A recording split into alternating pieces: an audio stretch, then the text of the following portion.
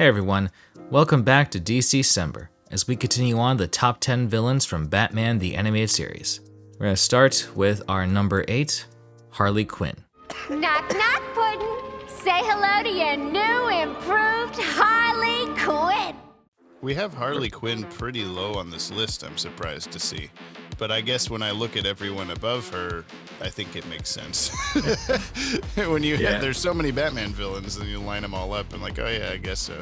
I mean, let's just face it, like, Batman has very popular enemies, whether they're just like one shot or goofy or whatever their shtick is, they're going to be noticed. So it's like top of the food chain here. Plus, would you argue to say Harley was much of a villain in BTAS?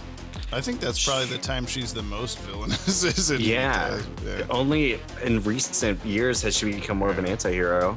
But I guess when you look at Harley Quinn's like villainous activities, I mean, it's mostly just been aiding the Joker with whatever scheme he's had, or looting and shopping with Ivy like in Holiday Nights. Those are definitely the most interesting Harley episodes, are the ones where she realizes that the Joker's a butthead and goes away. Yeah, that's what's great about her character. She starts in this abusive relationship, and the Mad Love episode is why it's so powerful. And then we actually get to see this character transformation as even in the original show, but definitely, like I said, in more recent years too. It's interesting that she's the one character I think that had like most reform stories. Like technically Harley Quinn, because she was offered a deal out of Arkham as she helped them find Joker. Then Harley's Holiday and Batman Harley Quinn movie. She and Batman have a really interesting relationship, and you see that even in comics like the White Knight series by Sean Gordon Murphy. He actually has, he's kind of shipping Batman and Harley Quinn together in almost a romantic way.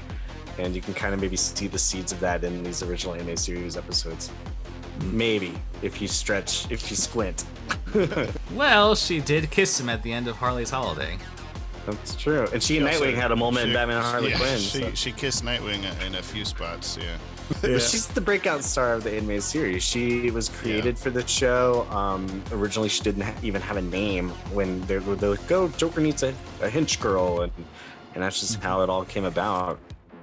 That's just how big and impactful the DCAU is. And Harley Quinn's got her own show, and she's been in the star of a bunch of live-action movies. I would say that she's probably, like, we're saying nothing but good stuff about this character, and yet she's at number 8. And I would say that it's probably because, to me, the ones above her that we'll get to in a second are, like, so crucial to the tone and, like, the best episodes of the show, that Harley only winds up right beneath them because is just how it goes. I don't know. I think those other ones above her are just like so like necessary to be where they are. You can't downplay her impact though. Like I've heard it stated that DC considers her like a fourth pillar of their character franchises between the Trinity of Batman, Superman, Wonder Woman, and Harley. Anything Suicide Squad related, she's there. Whether it's a crucial role or just for giggles and laughs. Harley's relationship with the Suicide Squad is kind of impactful because like that's something that didn't start with her character until the New 52 launched in 2011. She was on that version of the Suicide Squad for the first time. But when the Batman Harley Quinn movie came out, it had the tie-in comics along with it, and one of them was a sequel where we actually get to see Harley not join, but get approached by Amanda Waller at the DCAU Task Force X.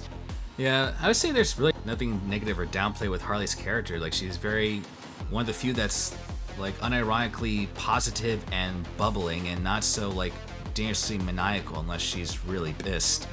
She's like the definition of a survivor. Like to have gone through all the stuff that she has and still be able to have that sort of personality.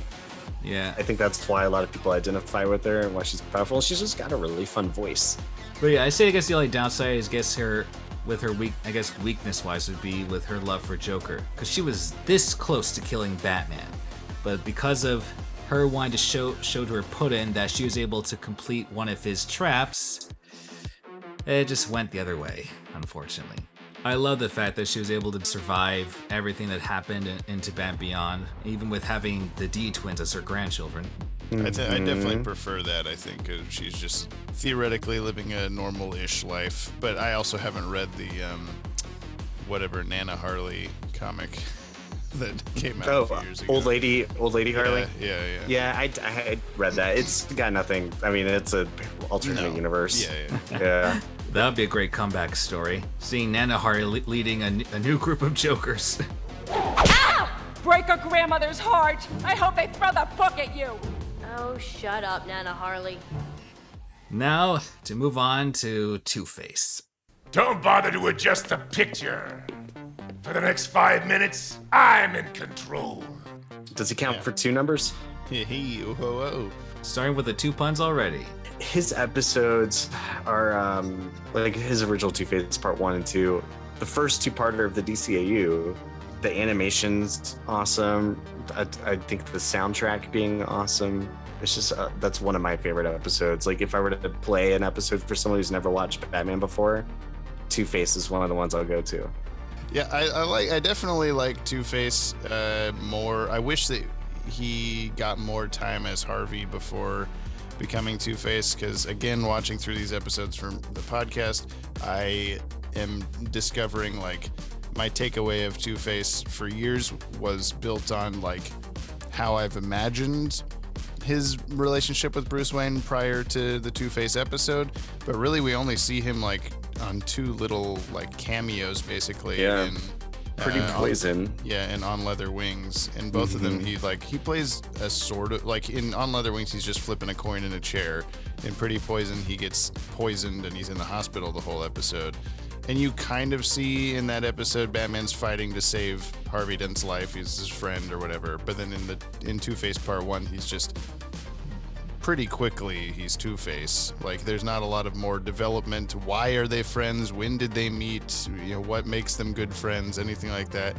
Yeah. They're just, and then you're just supposed to care about that. But I will say that the first Two-Face episode, Part 1, I like a lot better than Part 2. They took a lot, you can tell they took more time with it and had like a really great script. And then I guess we have to figure out Part 2 to this because it's Two-Face.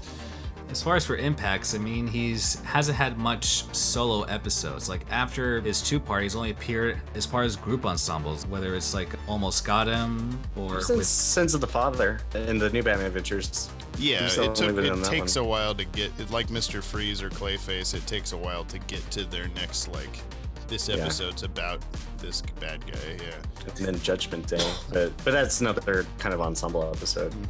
Especially because he's got 3 personalities. Whoa, spoiler.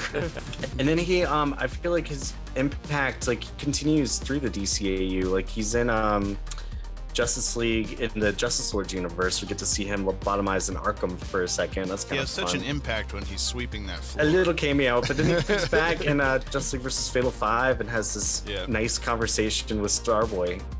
Yeah, so I guess you could see small instances of Harvey still trying to break through, but unfortunately the Two-Face persona is still strong. If you count the Two of a Kind short from Batman Black and White. Go watch our Two-Face video. Blah, blah, blah. I definitely like the what is the name of the episode though? Second Chance is his next like focus episode, and that one does do a lot more of like psyche related activities, and I wish that we got more of that. Less episodes of Sewer Kings and stuff like that. Clock Kings, etc. Kings, Condiment Kings, and more Two-Face. I wish there was more Two-Face. He's a fun character when like Batman trusts him to let his good side out, you know, and because there is always that possibility that he could help Gotham again. Yeah, sad to say, like wish there had been more development of Two-Face's characters. Like if they did, as you've described in the Two-Face video, like with an anime movie, like with him and Grace, was it? Yeah, I mean, Two-Face is like I said before. Oh, he, you know, the ones above Harley Quinn, they deserve to be there, kind of a thing. I think that the main takeaway for Two-Face and TAS is that he brings out the more personal emotions of Batman, like more like he's connected to Batman as a friend of Batman's prior to becoming a villain, whereas most of the time the villain is, like we said, some guy that's mad at his boss or someone with a gun, the end. So I like Two-Face is at least like he anytime he shows up, Batman has a hard time like deciding what to do. He has to flip a coin in his heart to know whether he should fight him or try to help him or whatever. And that can't really be said with. He always tries to help the bad guy, but Two-Face is the one that I think he tries the hardest with because he's his buddy. Yeah, but This looks cool in that design. All of these are just design. they also look cool. He looks really cool.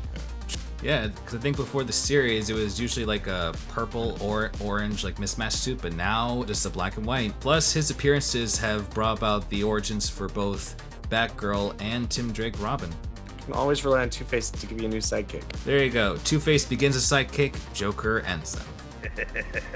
A bird in the hand. Thanks for watching. Stay tuned as tomorrow we'll continue with our list for the week. Also, be on the lookout for the upcoming Multiverse fundraiser on January 20th to the 22nd of next year. And click on the link to check the newest series, Anonymous, at their website and see its first 2 episodes for free. Be sure to like and subscribe for more content, as more will come on DC-Cember.